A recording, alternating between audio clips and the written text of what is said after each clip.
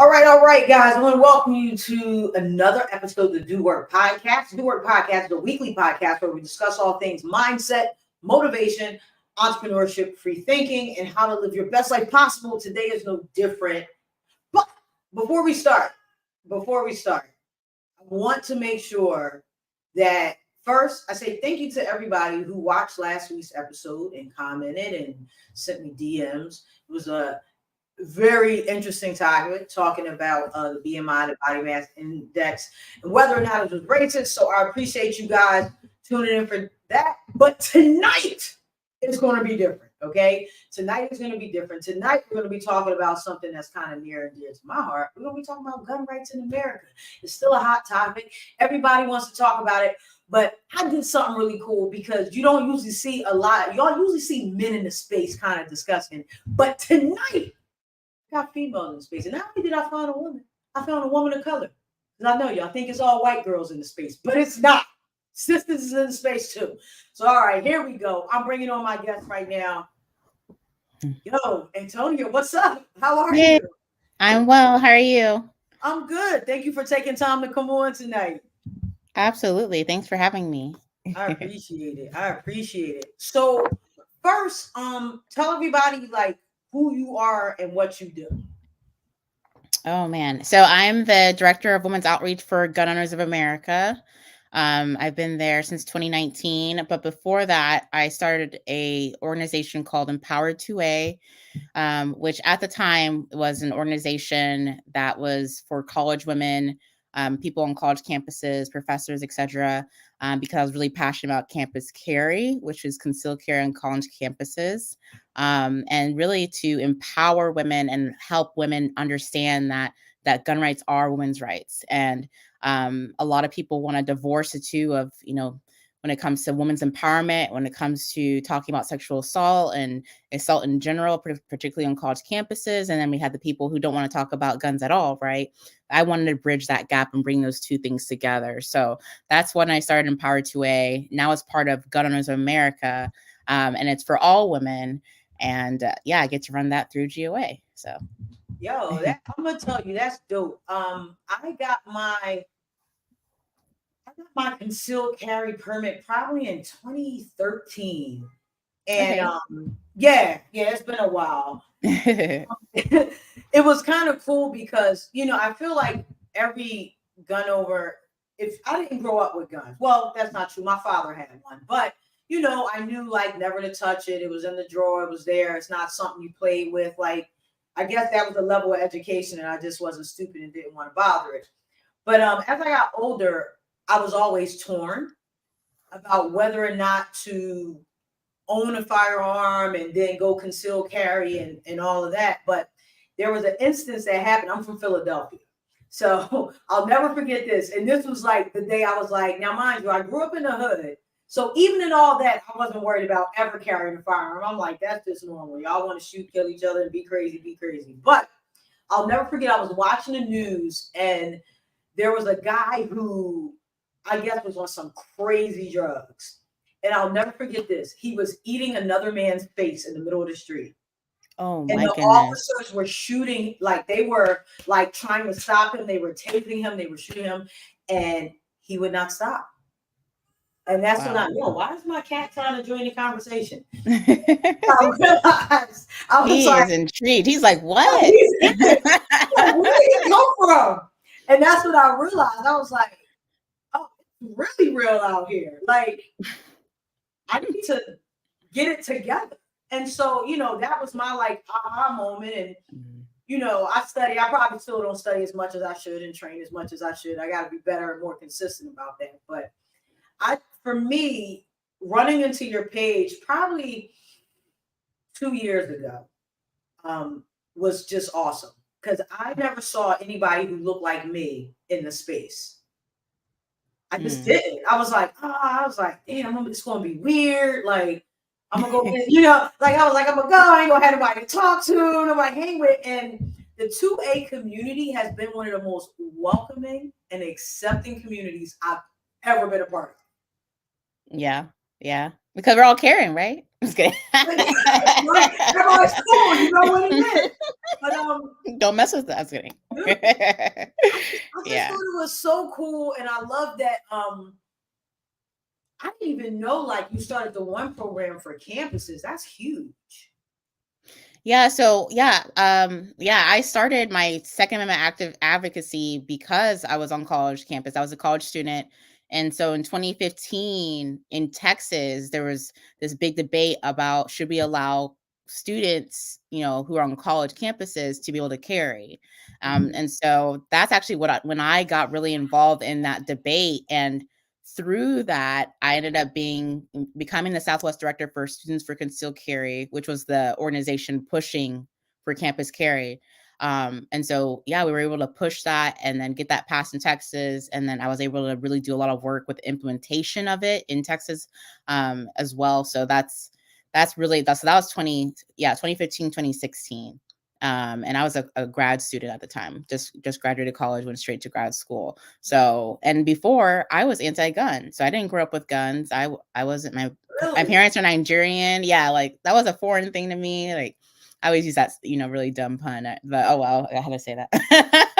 It was a foreign thing to me because they're foreigners. Yeah, ha ha. But yeah, exactly. So like it wasn't until college when I was actually in a lot of, feminism groups, a lot of, I'm a sexual assault survivor. So I've Okay. always been about trying to empower women, right? I've always been in those spaces, whether it's, preventing domestic violence, sexual assault, etc. So actually being in those spaces and realizing that in college, particularly, right? Because that was a time when like a lot of the texting systems of like, I remember I would get it all the time as a college student. Hey, this accident or this incident happened Yeah. over here. But then it would be like, this person was sexually assaulted in the bathroom, or this person was raped across, at the parking lot, right over there, like on college campus. Like those types of things, I'm actually glad because it helped me as a college student in the time, even though I am a sexual assault survivor, etc. I think the colleges are really good about, I mean, honestly, I mean, it's a business, right? So Yeah. no one's going to want to go to a college campus if they don't think they're going to be safe. Absolutely. So that was kind of like the blinders. I had a part of, that experience of having blinders in my eye over my eyes of like, oh, okay, well, I'm on college campus, so I'm safe, right? Or there's police, or those, those blue lights that they say that, you can go to in case something happened to you, then that's going to keep you safe. I think it's just the idea of being safe until those types of things of like, oh no, I'm like you were saying, like when the guy was eating the other guy's face, like Yo, why? wake up call. It's no, we're not, there's no such thing as a bubble from like real life, so that's what really pushed me to push for campus carry, because I was like, look, I'm a competent person and I can take care of myself, so I should have the tool to be able to take care of myself.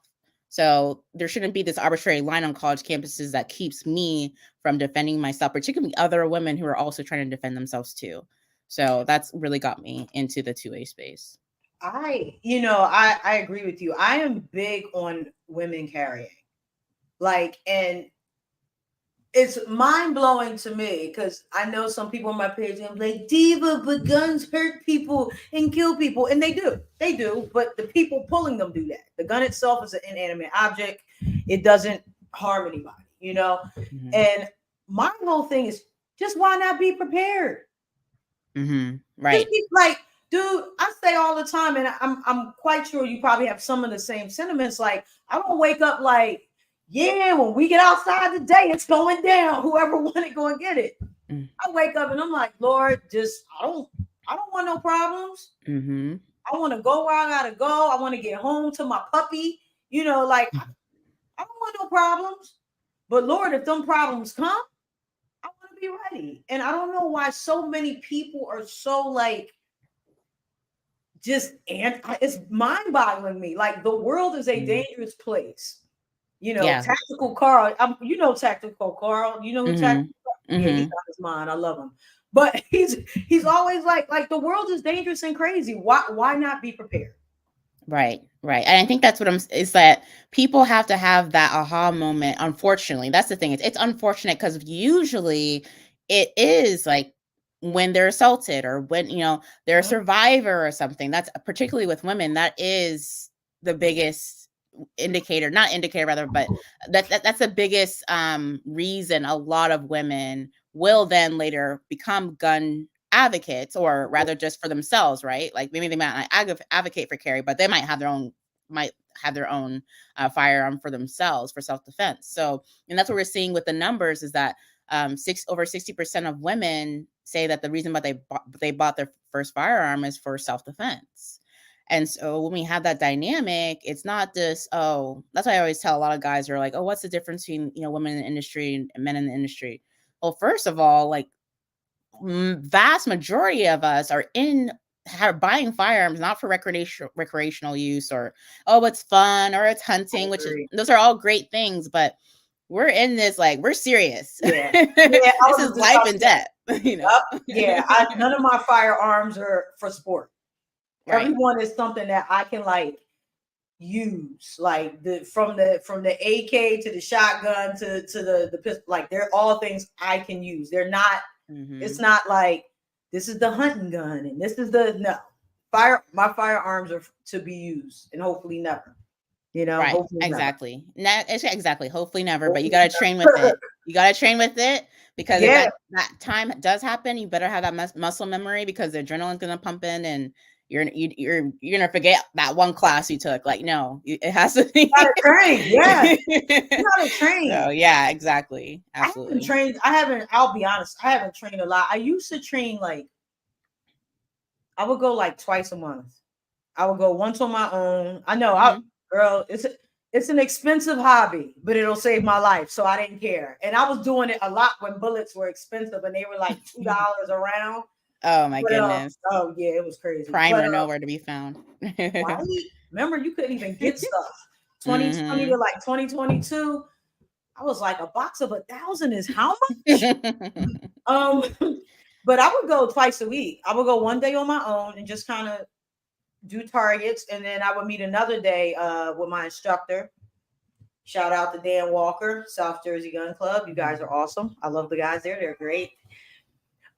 So yeah, training is crucial. Training is crucial. And I think when people talk about safety and gun safety, they forget that, part of being a responsible gun owner is taking time to train. Like, absolutely. You have to train. You don't just wake up and think you remember how to do it. Like, right. It's an investment. It's an investment in many things. It's a financial, obviously. It's a time investment. Like you were saying, you have to go out and train. I mean, and it's not easy either. So I just know for one, it's a financial investment. And so it's not just something you just like you were saying, you don't just wake up and like, well, maybe some people do, right? But for the most part, there's a reason why that person, particularly a woman, is going to go and get a firearm, and they need to be able to know how to use it, for also just to be safe with it, right? So there's training just being safe with it, period. So you don't harm yourself.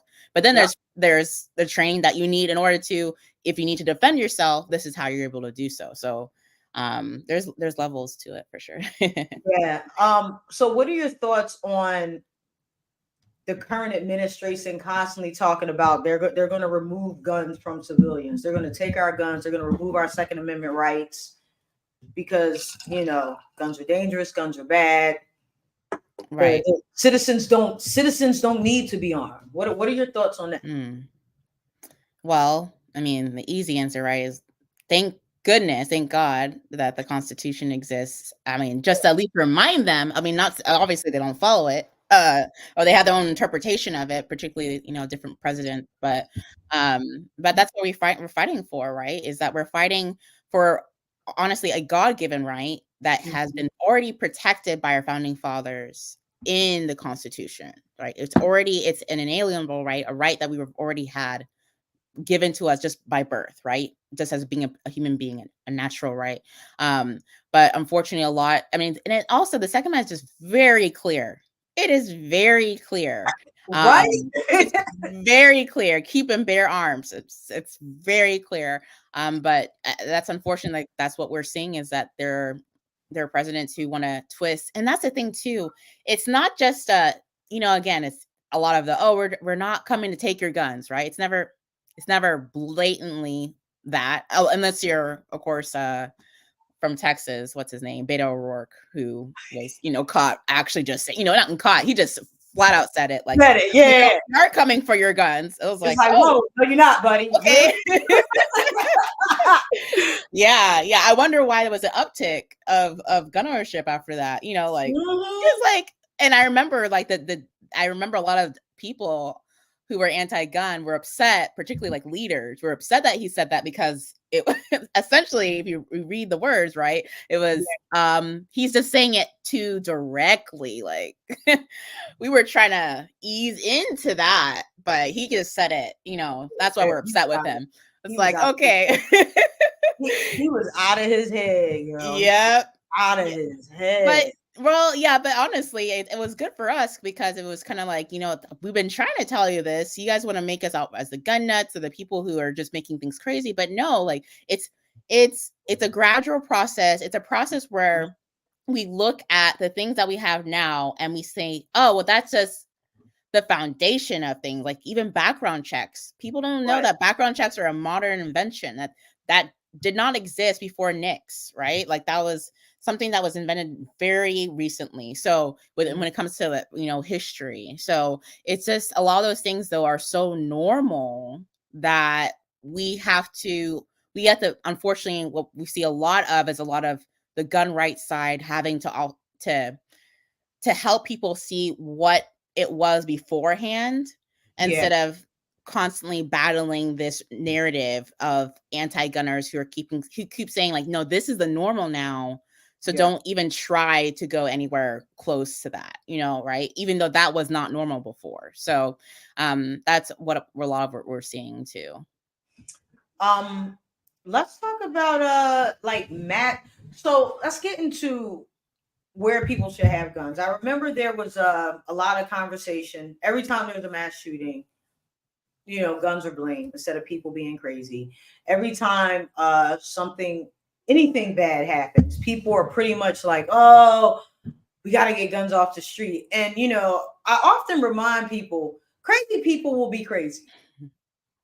They will. Crazy people will be crazy. So whether it's a gun or a knife or whatever they choose to do, bad people are going to do bad things. Mm-hmm. And I would never want to be in a situation where the government has said, all right, well, civilians no longer can have firearms. We want to keep everybody safe, because at the end of the day, bad people are still going to do bad things, and they're still going to find a way to do those bad things. And then it puts the rest of us at a disadvantage. Absolutely. And I don't ever, like, my friends used to, they still think I'm crazy. They call me paranoid. I just don't want to be at a disadvantage, because bad people are going to do bad things all the time. Right. We talk about schools and things. And every time I see a school situation, I'm like, that's terrible. But I grew up in the inner city. And even though I went to boarding school, I went to like a private boarding school. My cousins went to public schools. They had metal detectors in the 80s. Mm-hmm. Like, I know it seems weird. Some people are like, oh my, they have metal detectors in the 80s. Like, just certain things. I'm like, these schools don't have metal, like, they don't have armed guards. Like bad people are doing bad things. Why are we not adapting? Why are we just like, well, we need to get rid of the guns? Like, we're not adapting to the threat level. I just feel like everybody's like kind of backpedaling and being very passive and like taking steps to prevent things from happening again. And for society and government to think, well, the way we're going to handle this is we're just going to take everybody else's guns away. It doesn't stop the bad stuff. Like, the goal is we need to find ways to stop the bad stuff. Even having armed guards in church. I mean, growing up, we didn't have armed guards, but at my church, because it was in the hood, Friday nights, if we were having church service, the police would circle the block. Like, we had security. Like, so I don't understand why all of a sudden we live in this like fantasy la la land of nobody should, it's going to be okay. It's all right. We don't need this level of protection. Like, nah, people are crazy. We still need it. Right. And nobody's going to advocate for you better than you can advocate and protect yourself. Like, you're your first line of defense. Everybody else is coming after you've already engaged in whatever it is. Right. So when And I came yeah. across your page, I was very excited to see somebody else like, oh no, no, no, no, no, no, no. We gotta take some action here. We gotta be aware, we gotta understand, we gotta know, we gotta educate. So Right. And that's when you were saying like nobody's gonna, basically no one's defending you, no one's coming to save you, right? And people wonder why Black women are the fastest growing demographic of gun owners right what? now, because we really get that message. Mhm. We've gotten that message for a while now. And so that's the message that a lot of us have realized, like, look, it comes down to me. I'm going to have to defend myself, right? Like, I cannot, particularly after COVID, during COVID, especially when, regardless of what race you were, right? But particularly women were, finding that, the police officers, the departments were saying, look, like we're over capacity, like we don't, or under capacity rather, we don't have enough people to be able to take care of you. So we'll, and already when that was like, when it was 7 to 8 minutes, like at the peak, right? But now we're looking at 30 minutes, maybe not at all, right? In some cities, I don't know, I'm in Houston, and I remember I was like, I'm gonna call, but I'm pretty positive they're not going to come because, yeah. So it's really up to you, particularly in COVID. So that's why we saw the numbers skyrocket. Like, I've been doing this before, before COVID came about, almost 10 years now. And so even then it was going up, particularly again for Black women in the states that were tracking data by race and gender, which Texas was one of them.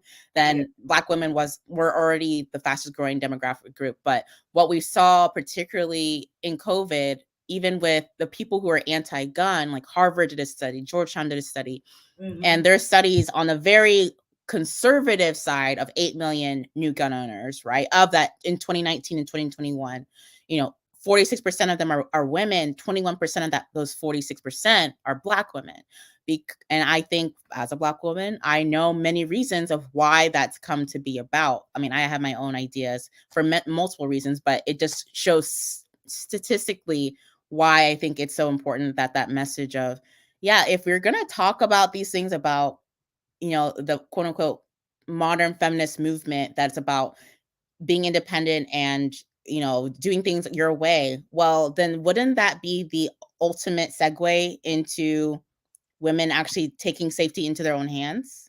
I Yeah, mean, if like that's the culmination of all that messaging, then yeah, why would I be afraid of a gun? No, I want to take that power back. I want to defend exactly. myself. And I don't want to wait for a police officer or somebody else to eventually take care of me. Yeah, So that's what a lot of people are finally getting. I know, and I agree with you, and I'm glad they're getting it. They like need to get it. Like shit Mm-hmm. is real. I'm not paranoid. Shit is real. And every day you watch the news, you see these things, and you're like, oh my god. Like Mm-hmm. I just thank God every day. I just thank God every day. Like thank you, thank you, thank you. I'm glad. Like I'm trying to stay out of harm's way, but I want to be ready. What would you say to women who are genuinely afraid? Well, I would say, well, honestly, the reason why I even decided to even pursue gun ownership when I was an anti-gun person was because I Mhm. was afraid of firearms. I knew Mhm. though that if I didn't get educated about it, that I would continue to be in fear, and I didn't want to be in fear. So the more education people say knowledge is power, right? Like the more education you can get, the less scary something can be to you. So my agenda at the time, right, as a college student was, I'm going to do this, and then I'm going to end up being a gun rights advocate. And then here I am, 10 years later, speaking Congress and stuff like that. Like that was not my intention, my plan. My plan was first, I don't want to live in fear. Yeah. And right? So if this gun is really so scary, then let me learn how to master it. Let me, just like when people go behind the wheel of their 16-year-old goes behind a wheel of a car, you can understand the gravitas of it, right? Like Yeah, you understand that this, if mishandled, is going to end badly for me. So exactly. I need to learn how to master this vehicle, this tool. So that's Yeah. exactly what I would tell other women, particularly with fear, particularly with firearms, is get educated on it. The more you learn about this firearm, the more that you stop waiting for somebody else to tell you what the experience is going to be like or what you should think about something, and you can try it for yourself, then you at least can say how you feel about this firearm and not just have secondhand people, telling you what to do. Agreed. All right, so a less serious question. What was your first firearm? Oh man, my first firearm. Yo, you said that like it was about to be a love story. You were like, I know. I know, right? Man.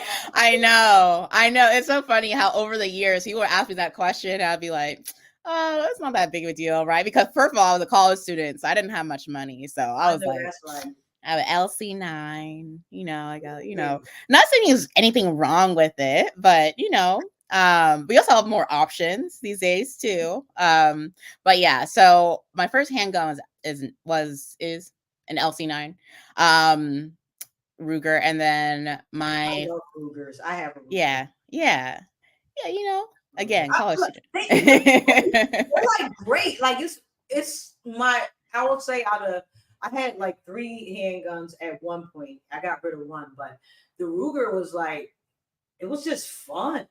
It was easy to shoot. Like it was fun. I was like, this is great. Mm-hmm. It was great. It was a good one. I like my Ruger. Yeah, I like the slim shape. Yeah, right. Single stack. Yeah, exactly. So it did its job. Can still carry, particularly on college campuses. So, but yeah, and a shotgun was my first long gun, right? Long gun. Yeah. Same. When I remember when I went to get this shotgun, I was like, he was like, how do you want it? He was like, he's so funny. He's like, would you like John Wick style? Or you want what did he say? Did I want the stock, like something about the guard? He was like, do you want sawed off shotgun? Yeah. He's like, I was like, it got so much kick to it. I was like, no, we'll go John Wick style. Because when I went out and shot the other one, I was like, oh, that hurt. Yeah. All up in that shoulder. I was like, no. We'll get a different one. Yeah.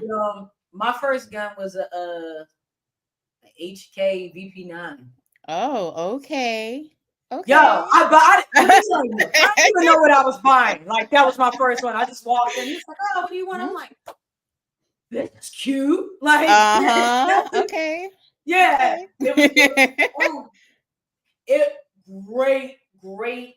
Not necessarily great for concealed carry because it's a big gun. Yeah, but it was. I really enjoyed shooting that one. That was great. Yeah, it's so funny.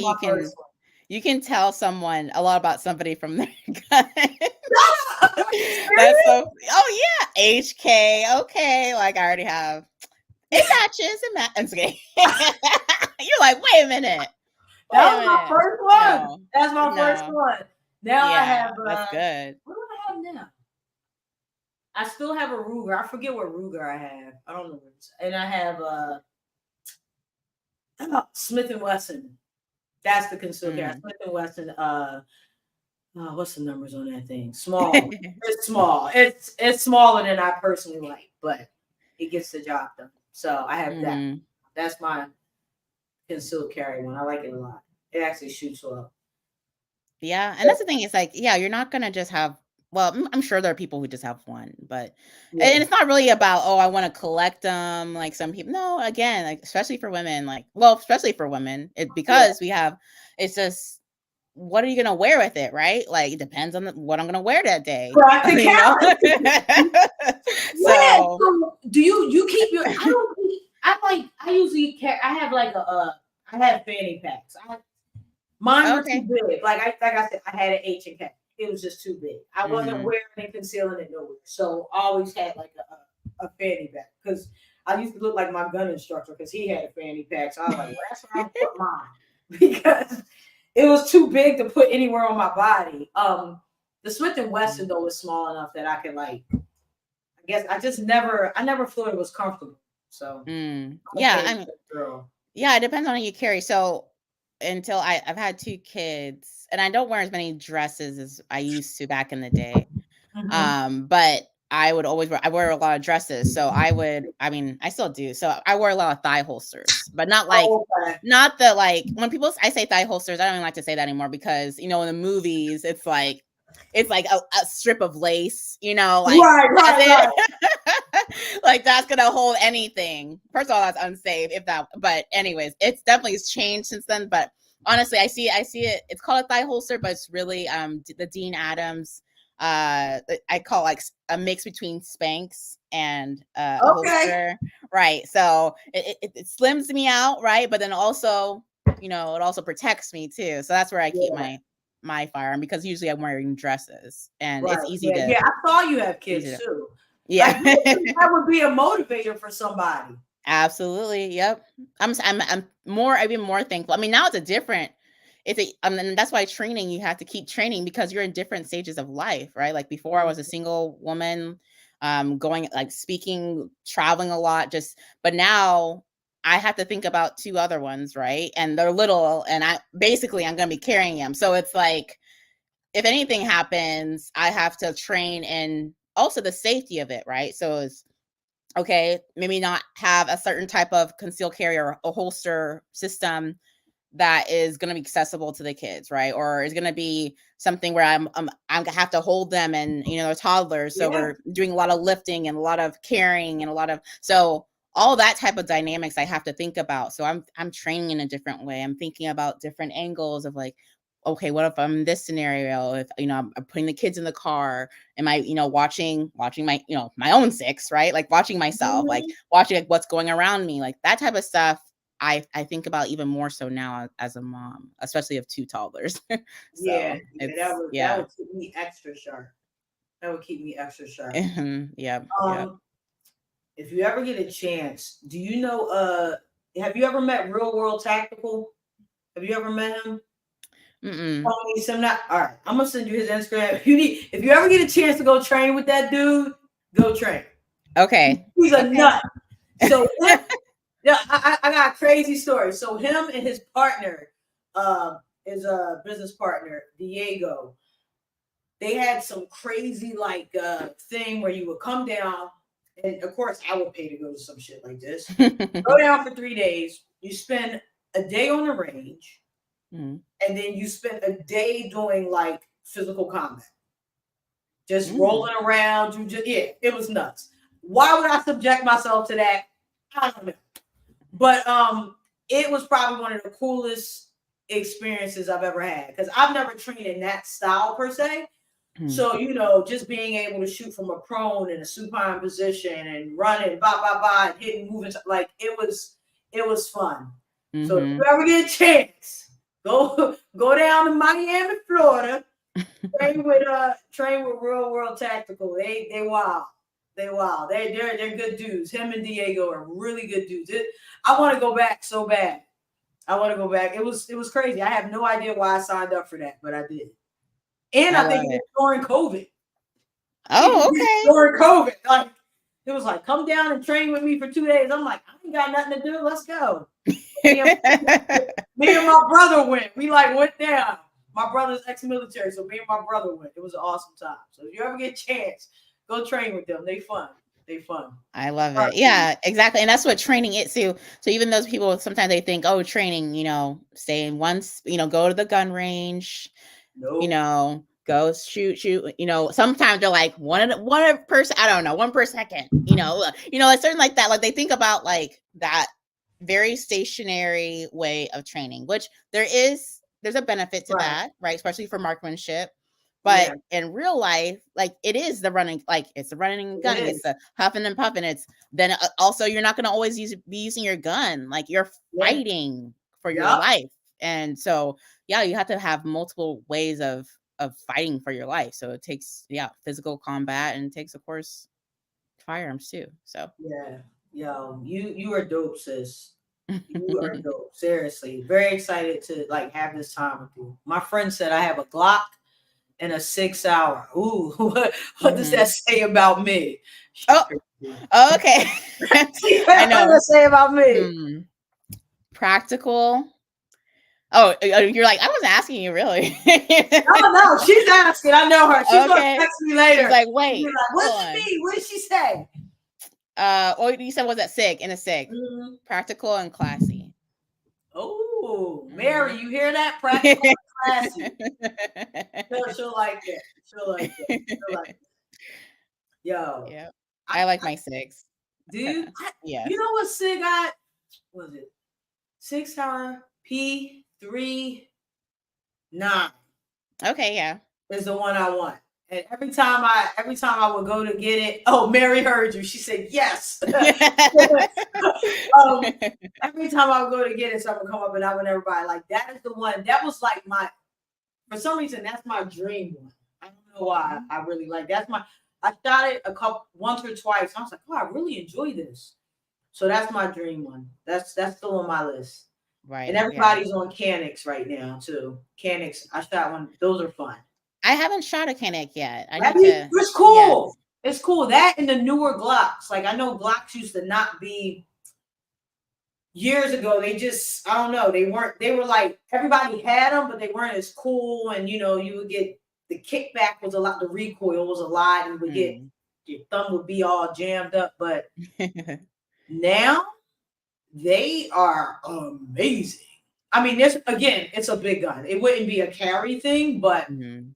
um my brother has a Glock 19, and when I tell you, I shot that, and I was like, wow.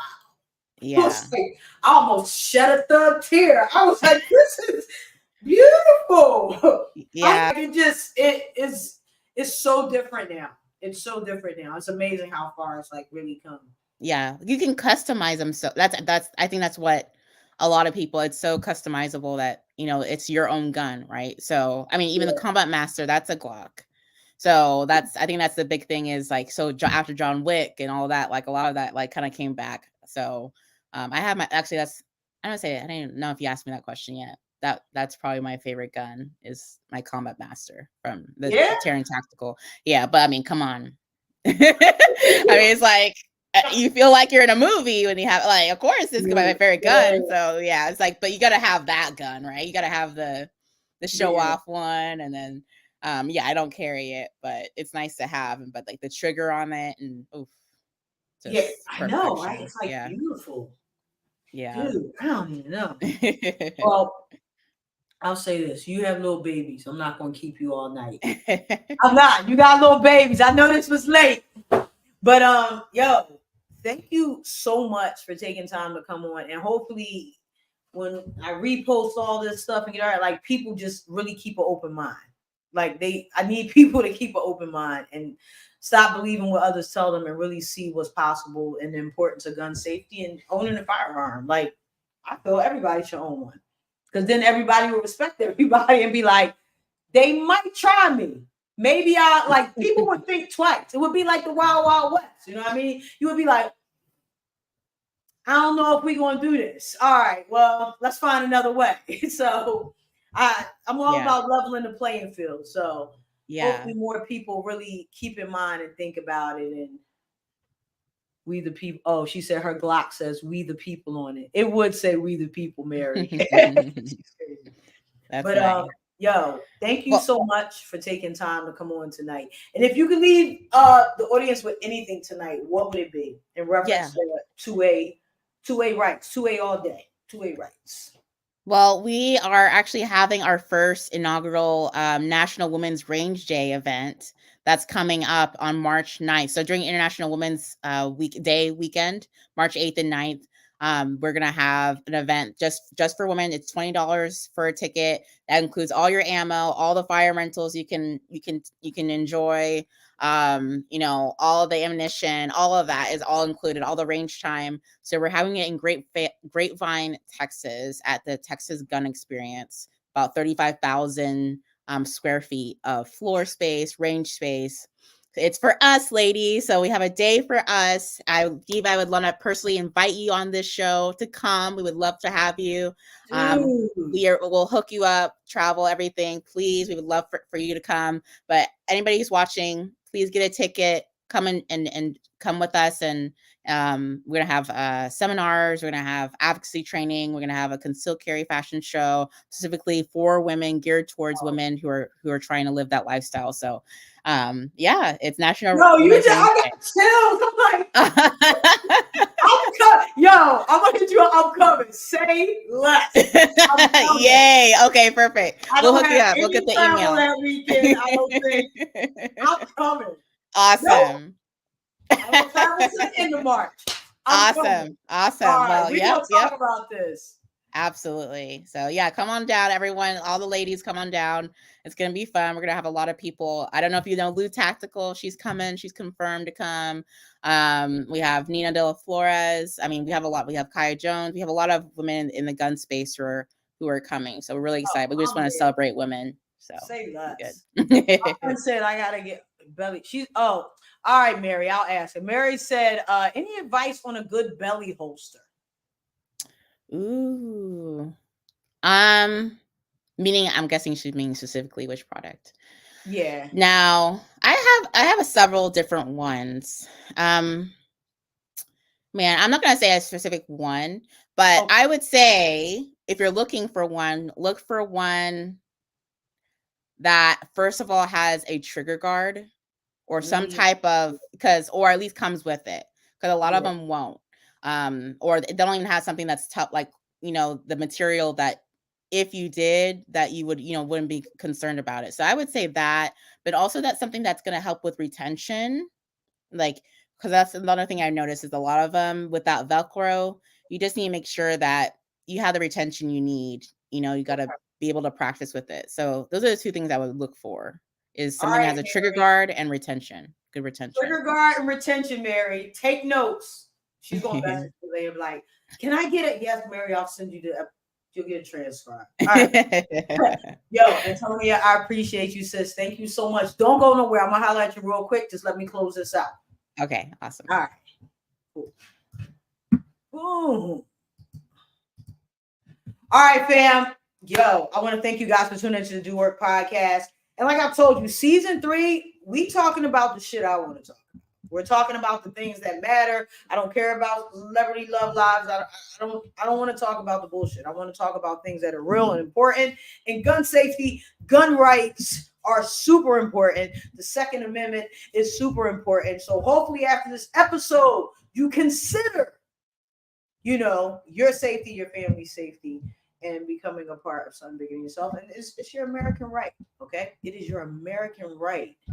It doesn't matter what race you are. It is your American right. So please, please, please, please do it. Join us on the Sue side. All right, guys. So again, thank you for tuning into Do Work Podcast. You guys are amazing. Make sure to subscribe to the YouTube channel. Like, share, and comment. I appreciate you all. Have an amazing evening. Be great. Let's go.